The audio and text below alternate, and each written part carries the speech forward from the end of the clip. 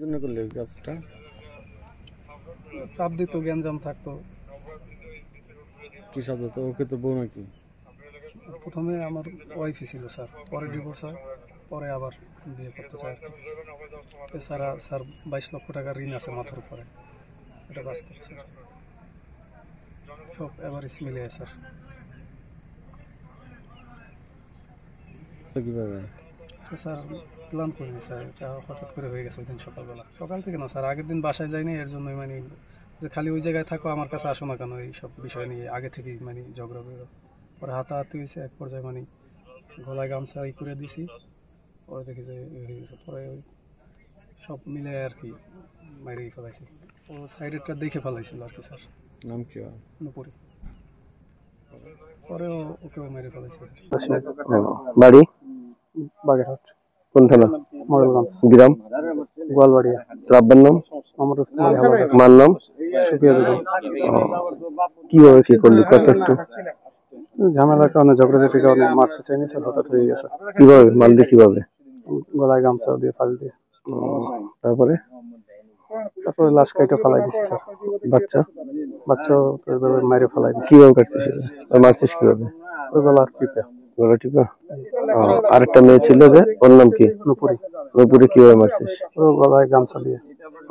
তারপরে সবগুলো মারার পরে কি করলি? লাশ কাইটে কেটে ফালাই দিছে। কিভাবে কাটলি? ফল কাটা চাকু দিয়ে।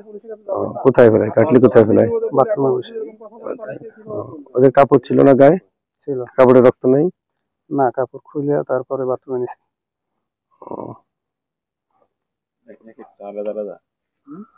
আলাদা আলাদা করে নিছিস?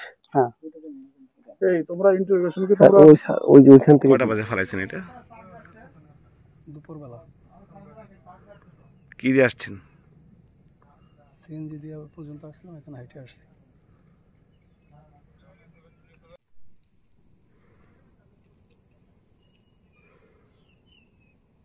বাচ্চার টুকরো করছস? আচ্ছা, ওই দুটো কি নদী ফেলাইছস? একটা বড়ি শুধু আগানো করে, আগুলো সব নদীতে। আমি তো বললাম না, আমি সব নদী। কয়জনে ফেলাইছেন এটা? একাই স্যার। একাই? যা লাগে আমি দিব 12 পরিষেবা সিভিল লাইনের মাধ্যমে একটি তথ্য পাই। দক্ষিণ কেরানীগঞ্জ থানাধীন আগানগর ইউনিয়নের কালীগঞ্জ মাকসুদা গার্ডেন সিটির সামনে একটি সাদা বস্তার ভিতরে মস্তকবিহীন, হাত পাবিহীন একটি মৃতদেহ পড়ে আছে। এই সংবাদ প্রাপ্তির সাথে সাথে আমাদের দক্ষিণ কেরানীগঞ্জ থানার যে টহল টিম ছিল তাৎক্ষণিক হচ্ছে ঘটনাস্থলে পৌঁছায়। পরবর্তীতে অফিসার ইনচার্জ এবং আমি তথ্য পেলে আমিও ঘটনাস্থলে পৌঁছাই।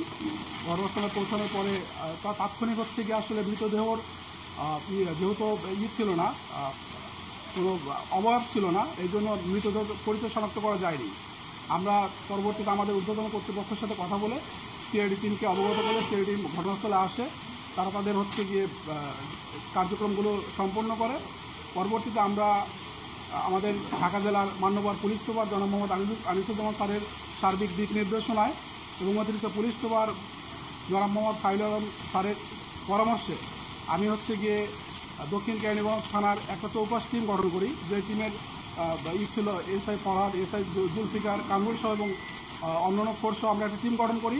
যেহেতু একটা ক্লুলেস, একটি চাঞ্চল্যকর মার্ডার, এই মার্ডারের কার্যক্রম পরিচালনা করার জন্য স্যারদের নির্দেশনায় আমরা টিম গঠন করি। এই প্রেক্ষাপটে আমরা তথ্য প্রযুক্তি এবং সিসিটিভি ফুটেজ, গোয়েন্দা তথ্য, এই তিনটার সমন্বয়ে আমরা একটা সার্বিক একটা কার্যক্রম এটা শুরু করি। এই প্রেক্ষাপটে আমরা ওই সিসিটিভি ফুটেজ পর্যালোচনা করে আমরা একটা অস্পষ্ট ভিডিও পাই। সেই ভিডিওর সূত্র ধরে এবং তথ্য প্রযুক্তির মাধ্যমে আমরা একজন ব্যক্তির সন্ধান শনাক্ত করতে পারি। সেই ব্যক্তির সন্ধান শনাক্ত করার পরে পরবর্তী ওই ব্যক্তির যে আত্মীয়, তার পরিবারের সাথে আমরা যোগাযোগ করি। যোগাযোগ করলে ওই ব্যক্তির আত্মীয় ফ্যামিলি মেম্বার আমাদের থানায় আসে। থানায় আসলে তারপর হচ্ছে গিয়ে তারা আমরা জানতে চাই যে এই বিথির কে এসেছে, তারা চেনে কিনা।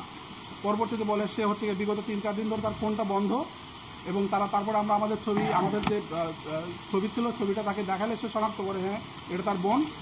পরবর্তীতে হচ্ছে গিয়ে আমরা অস্পষ্ট যে ভিডিওটা আমরা হচ্ছে গিয়ে তার বিথির বোন তাকে দেখালে পরবর্তীতে সে অস্পষ্ট ভিডিও দেখে ধারণা দেয় আমাদেরকে এটা হচ্ছে গিয়ে বিথির সাবেক হাজব্যান্ড, নাম হচ্ছে গিয়ে মহিউদ্দিন হাওলাদার ওরফে শিমুল, ডাকনাম শিমুল।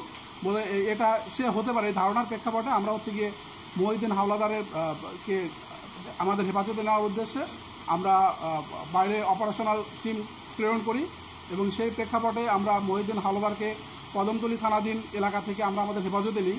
হেফাজতে নিয়ে আমি আমার অফিসে আমার অন্যান্য অফিসারদেরকে সাথে নিয়ে নিবিড়ভাবে জিজ্ঞাসাবাদ করি। জিজ্ঞাসাবাদের এক পর্যায়ে সে হচ্ছে স্বীকার করে যে হ্যাঁ, সে শুধুমাত্র বিথির এটা মার্ডারটি করে নাই, তার সঙ্গে আরও দুটি মার্ডার করে।